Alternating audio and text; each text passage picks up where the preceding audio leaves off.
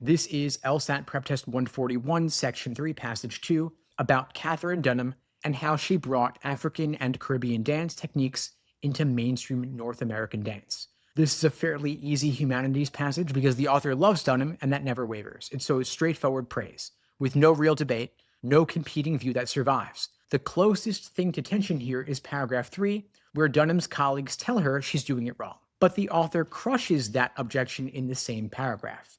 So don't go hunting for complexity that's not there. Your job is to track why the author thinks Dunham mattered and how each paragraph builds that case. Now, paragraph 1 is set up. You get dance isolation defined, and you learn it came from African, Caribbean, and Pacific Island cultures. And then the last sentence hands you the thesis.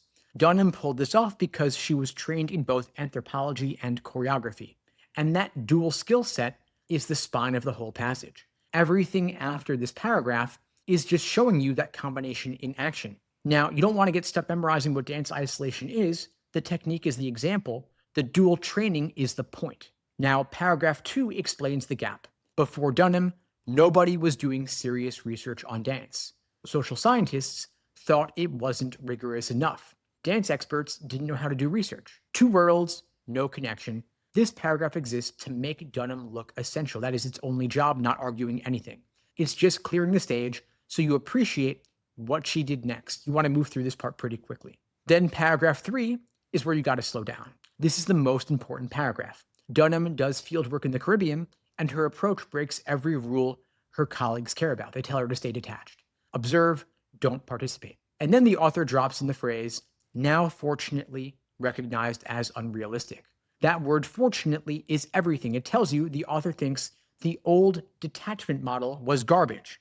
Not debatable, not mixed, pure garbage. Dunham ignored her colleagues, threw herself into the dances, and that is why she succeeded. She learned the techniques from the inside well enough to teach them and build new choreography from them.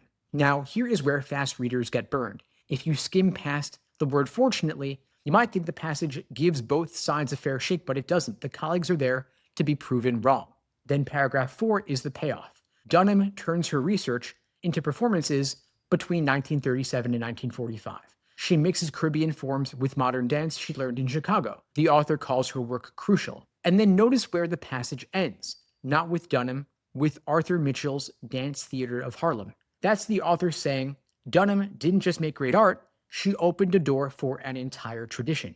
You want to read this part at a normal speed because it's landing the argument, not adding anything new to it. Now, the key move here is the link between Dunham's research method and her artistic achievement. She didn't study those dances from a safe distance, she participated in them. And that participation, the thing her colleagues warned her against, is what made the whole breakthrough possible. And the hardest questions will target that connection. The author thinks Dunham was a pioneer, full stop. The trap is softening that stance. If you see a choice saying the author is cautiously optimistic, or that the passage presents a balanced view of Dunham's methods, you want to throw it out.